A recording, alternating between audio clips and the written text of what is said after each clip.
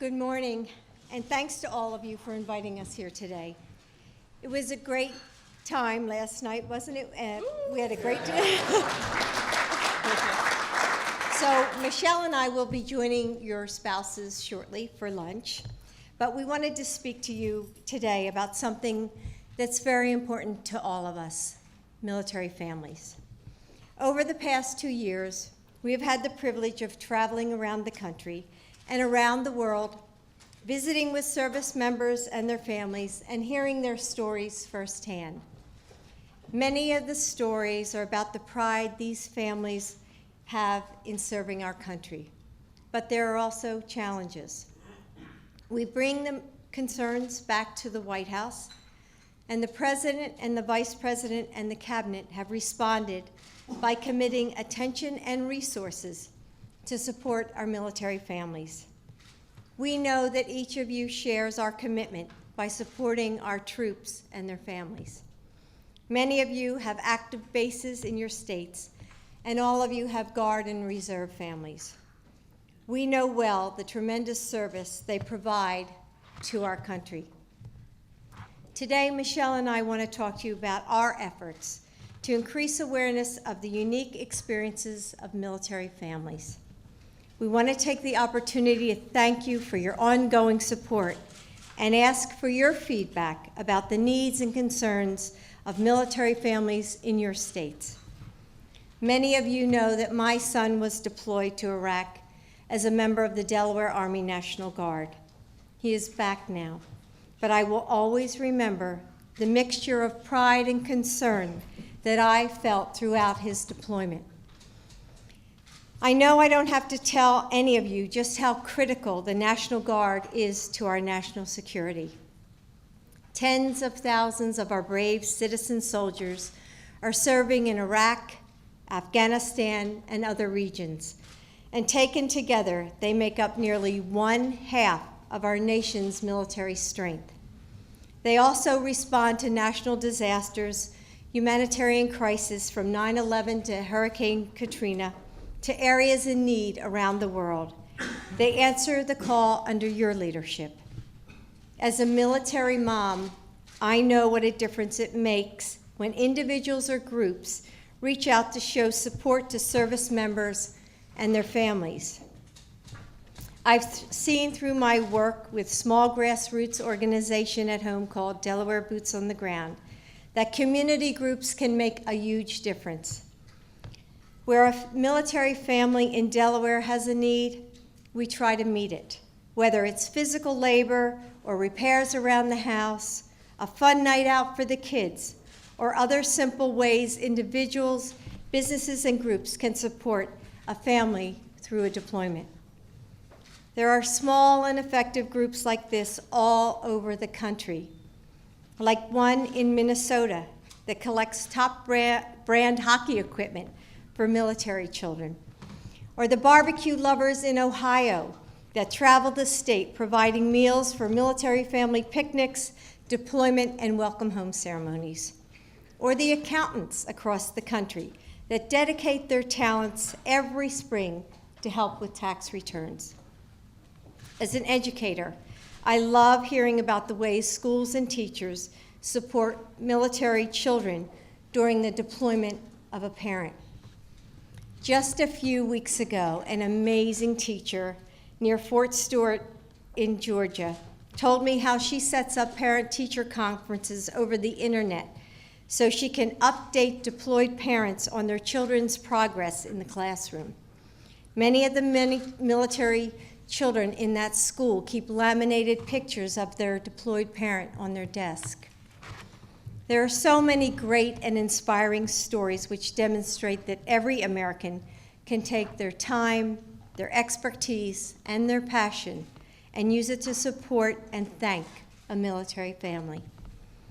Michelle and I have talked a lot about the ways that all Americans can support our troops and thank these men and women for their service. And now we are trying to encourage all Americans to join us in this effort.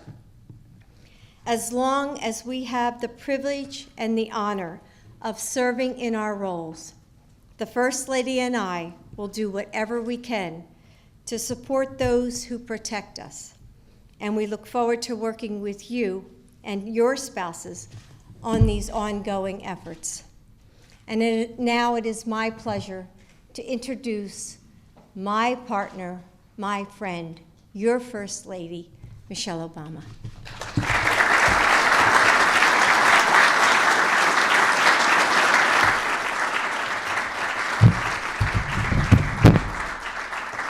Thank you. Thanks so much, Jill. And again, welcome. I hope you all had a lovely evening last night. I got your groove on. But we had a great time, so I hope you're getting a lot of work done today.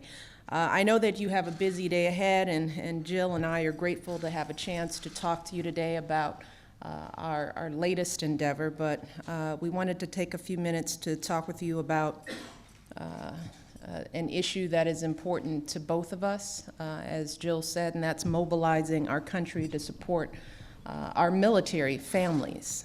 As you know, all our men and women in uniform represent only 1% of the population, 1% of our country, taking care of the needs of all of us. And they shoulder the entire responsibility of defending our country. They're enduring tour after tour of duty, and they're missing birthdays and holidays and all those daily moments with the people they love the most.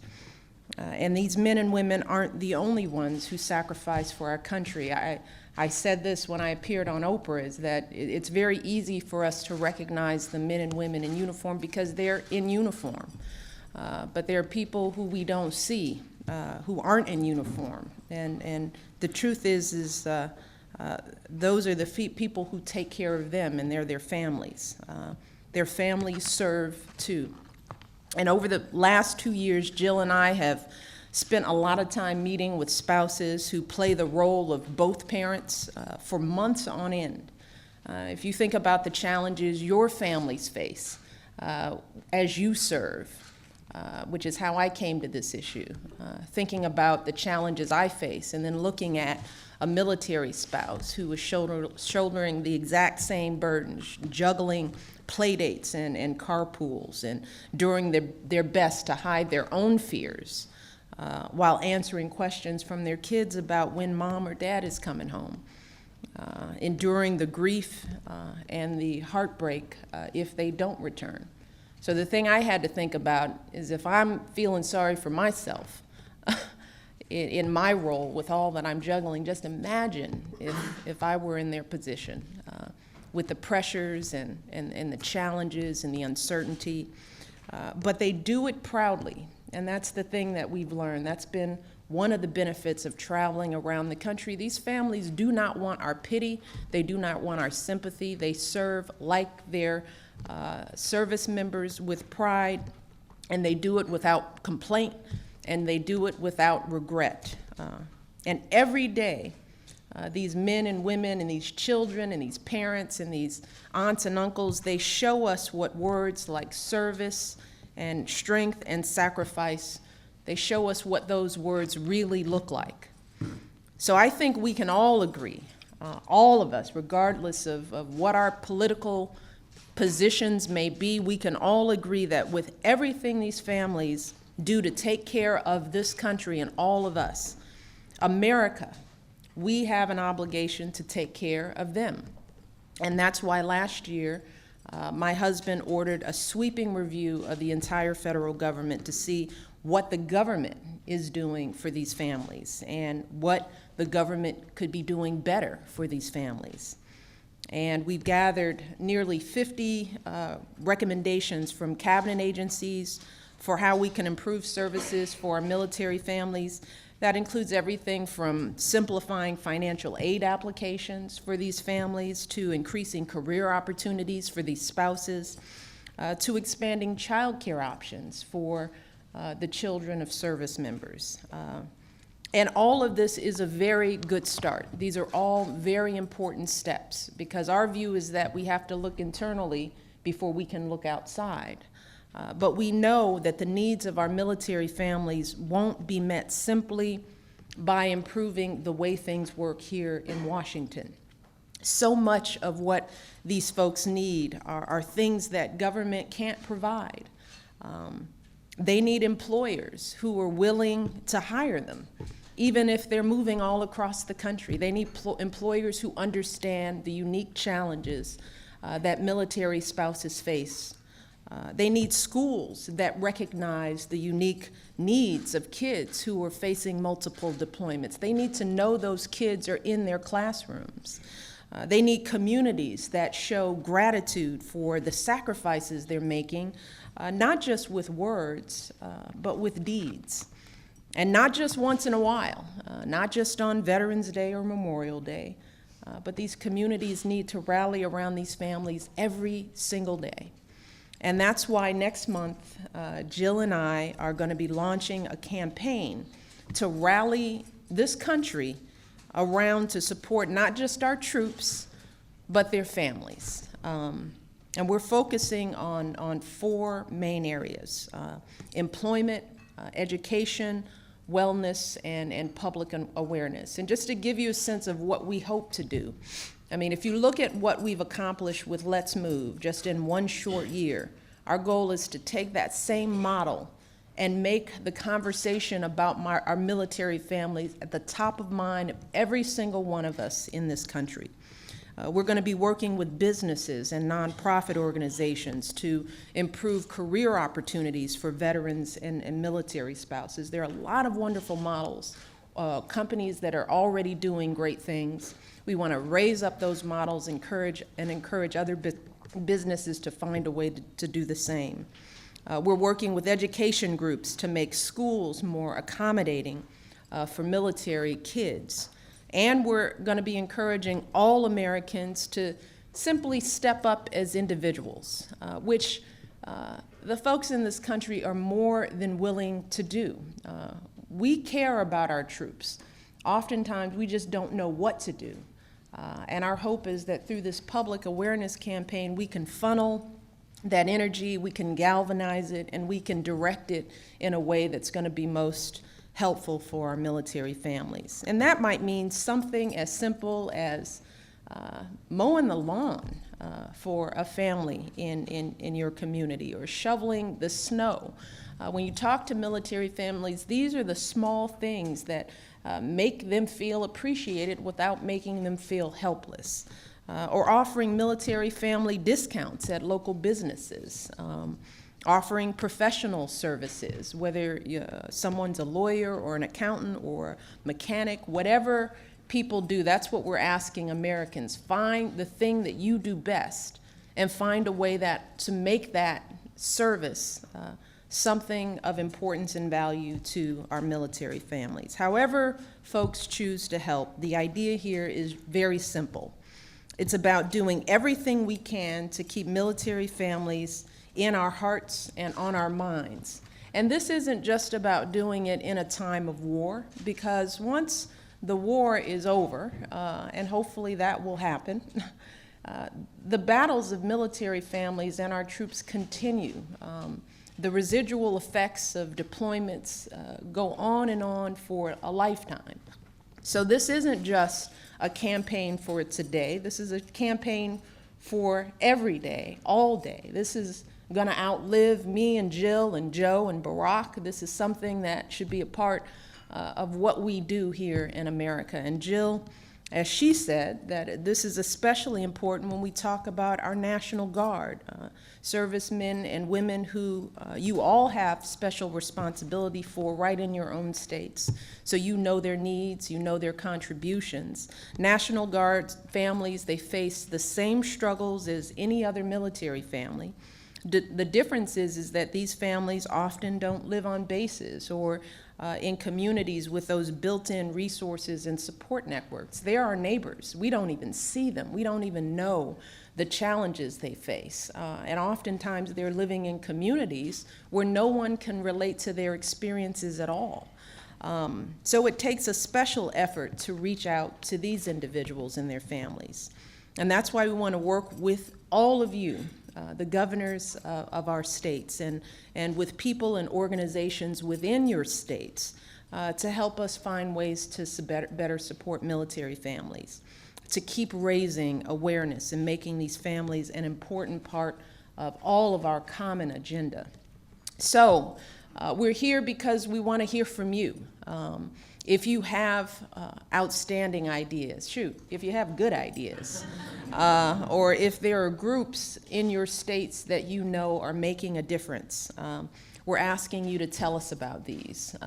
Part of what Jill and I are going to continue to do is to travel the country and to use our platform, our ability to attract a little attention, and to shine a light on your states and the things that you do in an effort to provide these as examples for the rest of the country for what they can do. So we want to hear those ideas. We want to hear from your staffs. We want to put this information on serve.gov and find ways to better connect people looking for volunteer opportunities, looking for good ideas, finding a way for them to connect with you in your states. Because in the end, this is something that I think we can all agree on.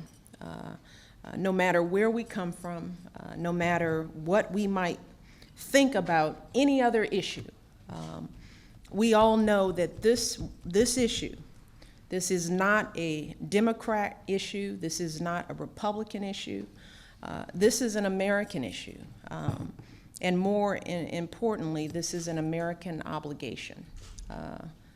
It truly is. It's about showing our gratitude to that very small group of Americans who make such a tremendous contribution and sacrifice to this country.